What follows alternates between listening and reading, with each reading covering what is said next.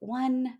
Welcome, you guys, to this week's episode of the Best Damn Coach podcast. And I am excited to bring on my friend and fellow author, Joshua Becker, to the show. And we're going to be talking about, I think, a topic we've never really breached yet on this show. So I'm very excited you're here. Well, I'm excited to be here, and friend was my favorite part of the introduction. It is a pleasure to know you.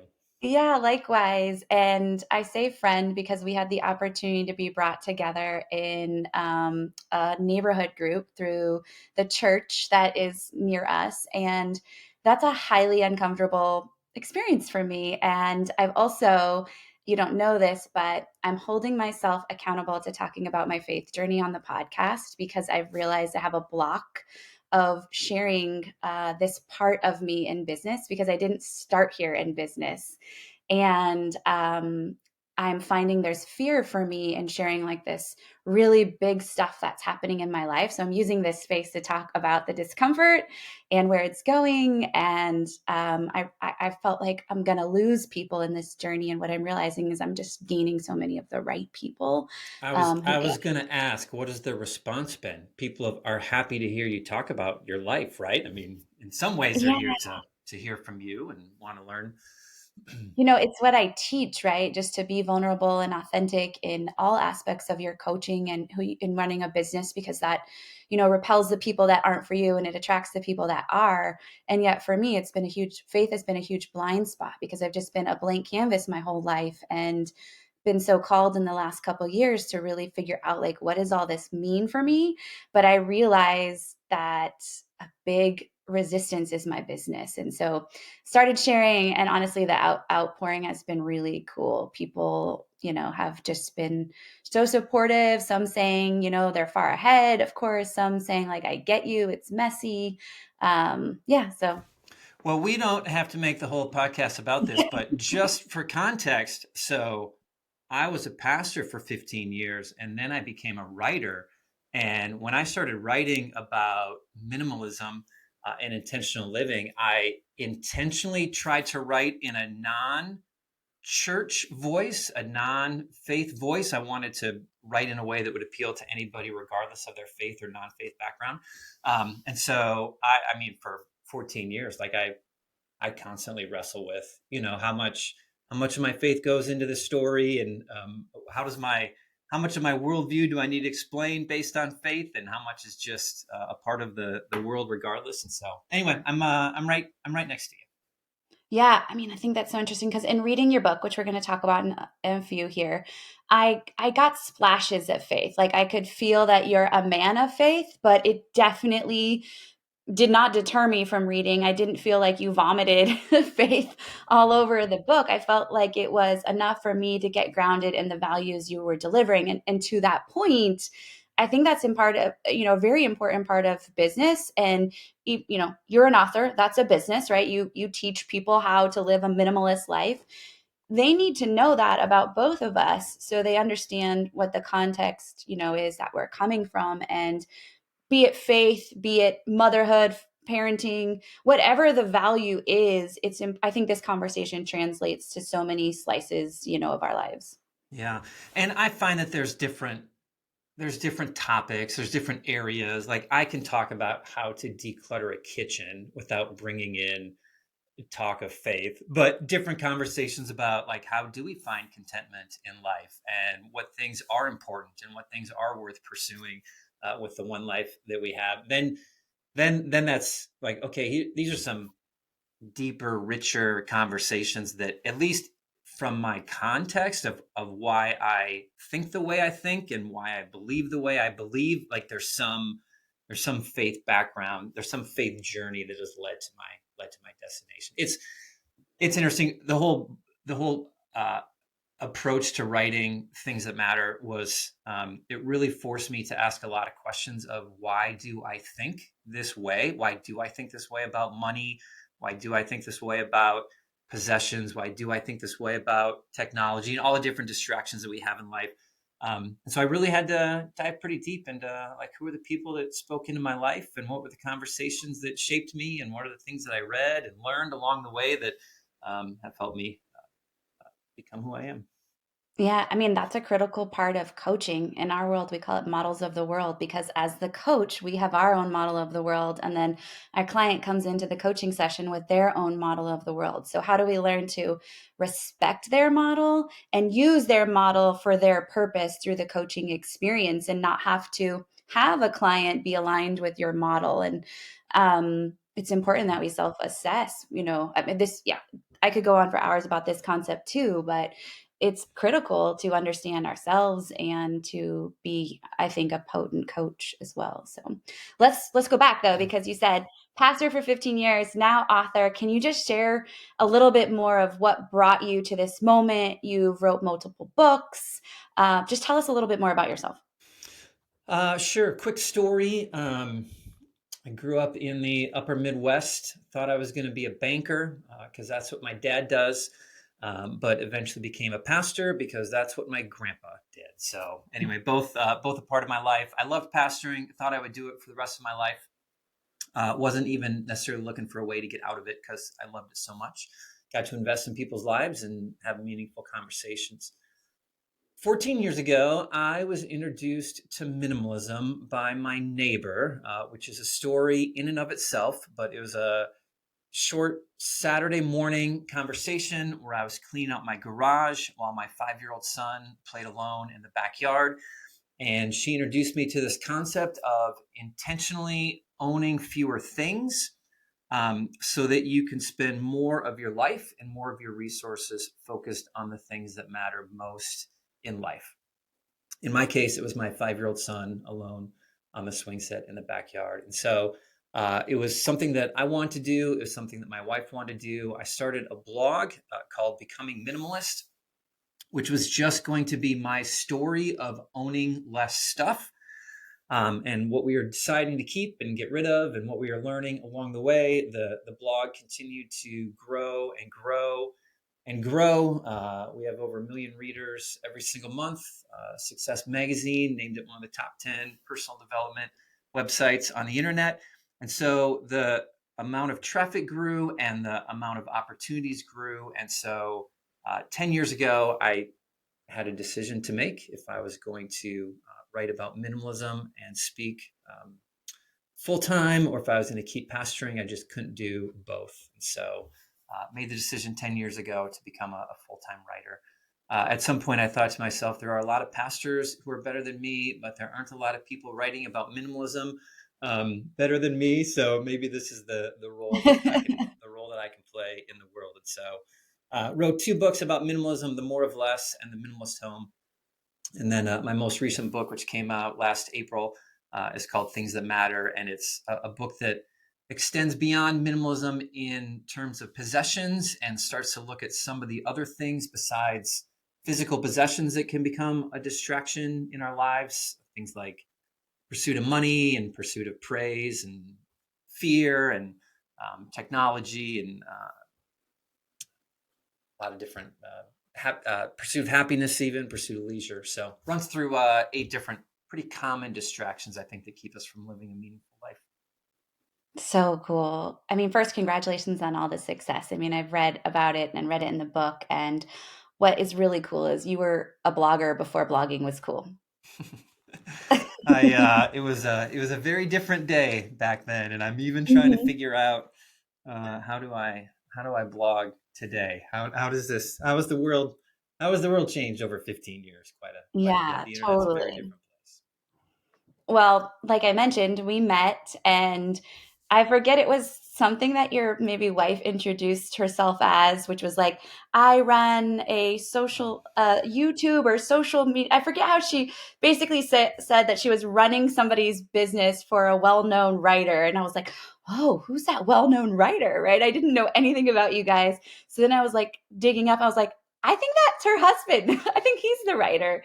And so that brought me to your Instagram page. And I mean, I am a bookworm. I love to read. And so immediately, I didn't really even see that you wrote 2 previous books. The title Things That Matter just came out to me because I think that's the place I'm in with my life. And I just trust that it was the right way. And I still want to go back and start with the others.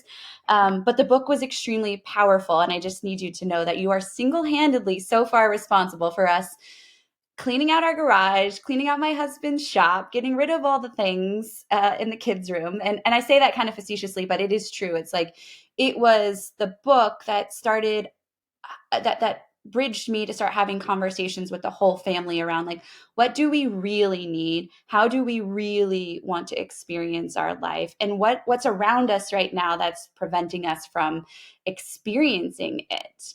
Yeah. And I don't think it's the conversation of minimalism, from my understanding, and please clarify, is like live with less. I don't think it's always about that. It's live with the right things, would you say? Or how would you describe minimalism in your words? My first book is called The More of Less, and the original title that I wanted to call it is Optimal. That was the title that I pitched to the publisher, and they said no. That's a terrible name for a book. And I said no, Optimal. That's what I write about. Minimalism to me isn't the goal of minimalism. Isn't I want to own the fewest amount of things that I possibly can and still survive.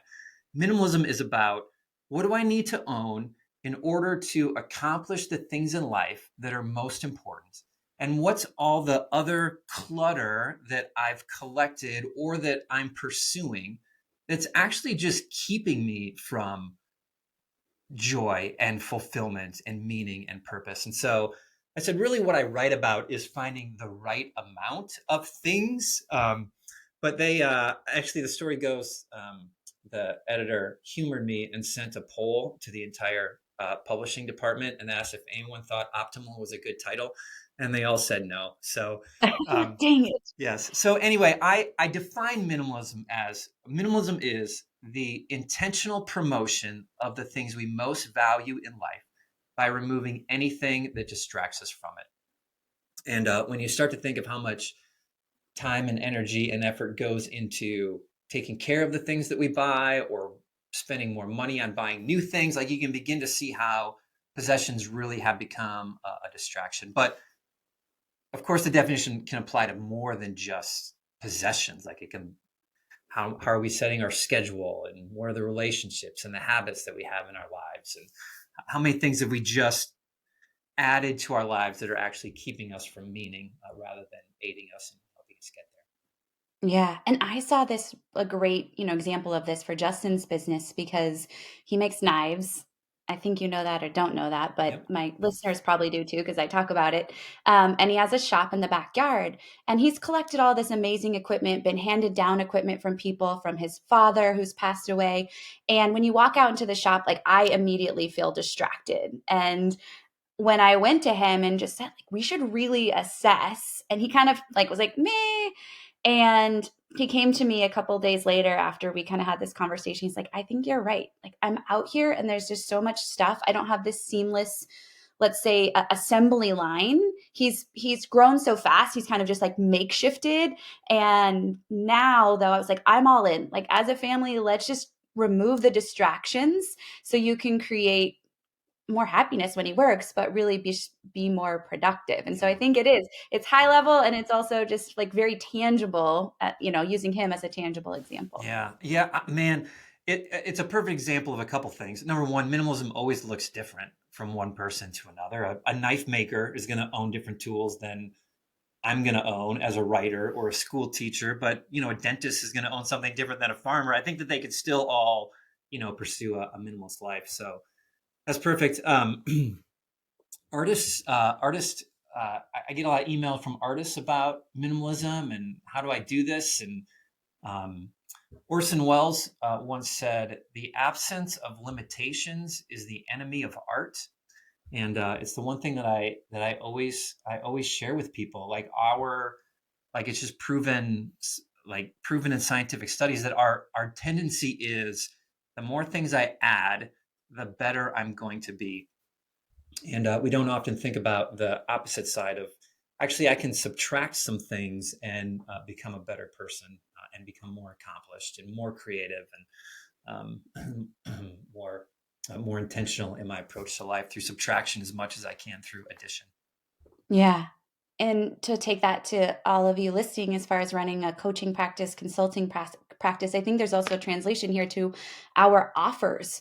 When we want to grow our revenue, I think sometimes we're inclined to offer more things, more ways for our clients to work with us. And then we create this very robust offering suite that sometimes, though, distracts us from doubling down on maybe the two primary offers that are going to grow revenue the most. And I mean, I speak from experience on this because this was me. And now I've now switched gears to simplify because it's truly more. Yeah. Or Amanda, we just become less good at the important things because we're adding all these different offers and we're working the extra to add these other PDFs or whatever it might be, different, just commitments, and we're running so much out on the margins that we're just don't have the energy and the effort to do what we're really good at, which people really want us to be good at, and the people would come back to for or refer us to our friends for as well. Yeah, so well said. Well, I'd love to dip into one of the chapters. I have the book here. Those of you watching online, you can see the video. Things That Matter. We'll put the link in the show notes too, so you can go grab a copy for yourself. But I specifically want to pop over to page 86. It starts the chapter Enough is Enough, and it's overcoming the distraction of money. And I'm picking this chapter because this chapter hit me the most and really made me step back and go, oh my gosh, like I forget in here somewhere. I think you asked a question similar to if you were to like think about how much time you spend thinking about money, like how much of the day would that be? Or you asked something to that, and I was like, oh my gosh, like I think about money a lot. And I think my people listening think about money a lot because there's this sweet spot of, if we go to Maslow's hierarchy, right? We need enough money to live and pay our bills. And then when we start to have that sweet success, though, we're like, ooh, what would this look like? How would I feel if I had a 10K month instead of a 5K month, or a 20K month instead of a 10K month? And it's easily a rabbit hole, right? And then we grow and we have more demands on us as far as running a team or those things. And so then we're in this cycle of sometimes lacking foundation or lacking understanding of why are we here to make the money to begin with? Yeah.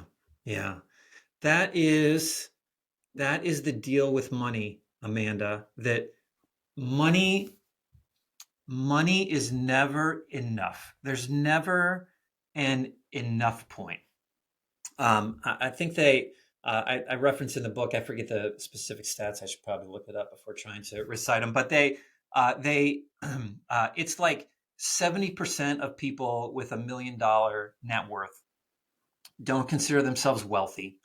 And when asked all the way up to like net worth of $20 million, like how much money do you need to feel secure? The most common response, regardless of where they fall on the spectrum, is 25% more. If I just had 25% more, I would feel secure, or then I would have arrived, I would feel happy, whatever it is. And I think we go through life constantly thinking, not, we would never say it out loud that we want money to make us happy, or we're looking for happiness in money. Maybe some people would, but my contention is that we keep looking for money to deliver what it was never going to be able to deliver, which is happiness and real security. And so we look at how much money we have and we think, if I just had a little bit more, my life would be better. I would stop worrying about money. If I had this paycheck coming in, or if I had this much net worth, then I wouldn't worry about money anymore. And we get to that higher income level and we're not any more secure. Like, it's not, oh, I have twice as much money as I had before, but I'm still worried about not having enough money. And so Mm-hmm. rather than thinking, maybe I'm looking for security in the wrong thing, our response tends to be, I just had the wrong dollar amount. And actually, what I need is a $2 million net worth, or $1 million in retirement, or $1.5 million in retirement. So we just we keep moving the goalposts of where we're going to find this happiness and security, and the reality is that we never find it. And so anyway, that's a long answer, but the title of the book, the title of the chapter, or my main point in the chapter, is enough is enough. Like how can we get to the point where we realize that, okay, I have enough money, I have enough income coming in, I have enough money that I've saved, whatever it might be, I can stop basing every day on how can I just get more of it, and I can start to focus on things that are more important. Yeah. The stat you mentioned in there, 80% of Americans say they'll be happier if they had more money, and 70% of Americans say that it influences their daily decisions on how to get more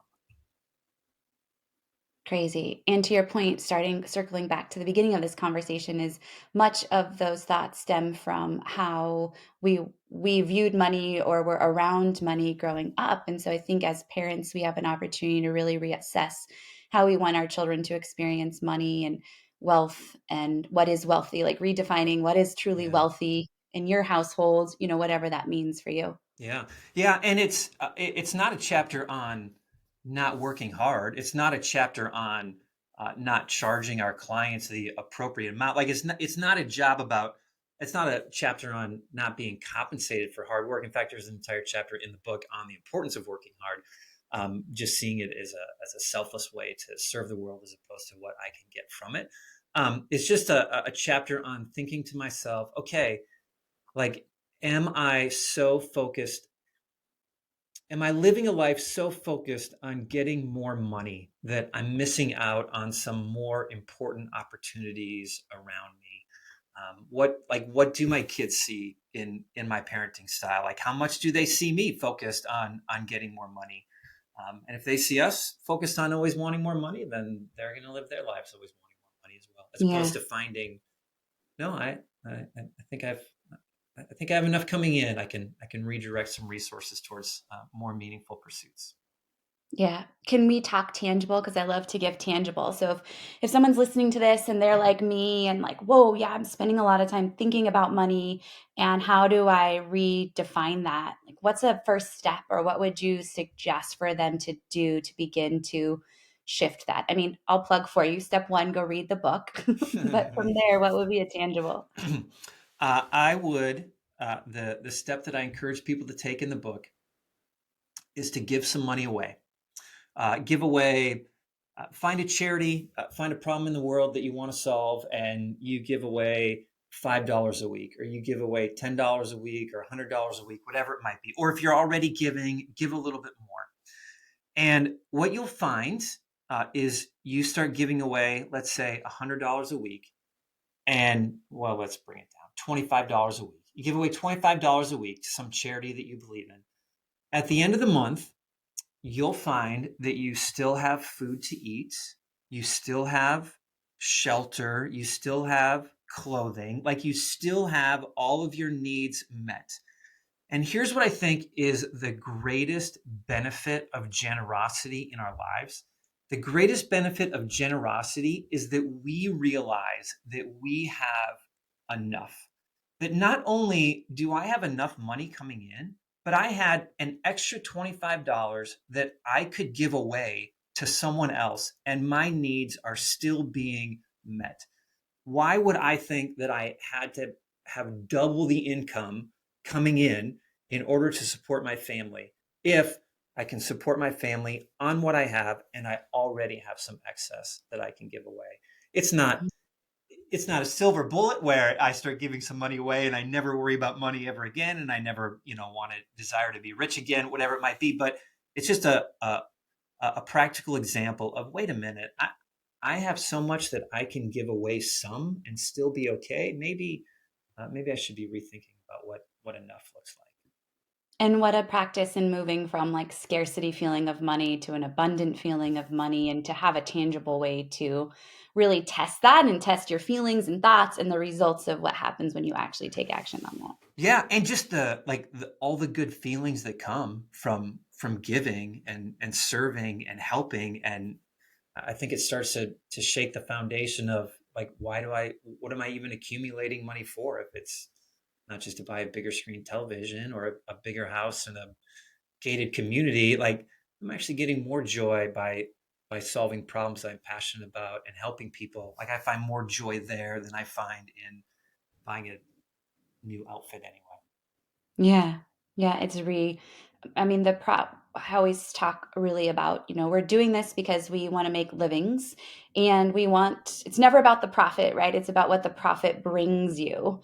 And I think through your book, what the end all could be for everybody who reads, and also specifically my audience, is having a more clear understanding of why that profit is relevant in their life specifically, and what they're going to use it for and what they're no longer going to use it for, more importantly. Yeah, yeah, that's a good way to say that. Well, you're amazing. Thank you so much for sharing all the nuggets that you did, and we hit on surprise things, and definitely chapter 6 like I wanted. But I would love for you to share with our audience how they can connect with you. Where's the best place to find you, join your community, and link up, and of course where to purchase books. Becomingminimalist.com is home base for anything and everything that I do, and have a pretty big YouTube channel and social media, and publish some magazines, and have an app, and different things like that. Started a nonprofit a couple years ago that I'm very passionate about. But becomingminimalist.com is always the home base for anything and everything, and so I always send people there. Cool. Well, thank you for sharing, and we are grateful for your time. And please go connect with Joshua. You will not be sorry you did. And if you have any questions, reach out to him directly inside of his communities. And for those of you that have not, I would so much appreciate if you just dropped a little review. Give us 5 stars if you really feel called. I hope you do, because these conversations inspire you to be, of course, a better coach, the best damn coach, but more importantly, just a better human, and, steward your money and your leadership and your coaching in the best way in the world possible. So thank you all for joining us, and we will catch you on the next episode.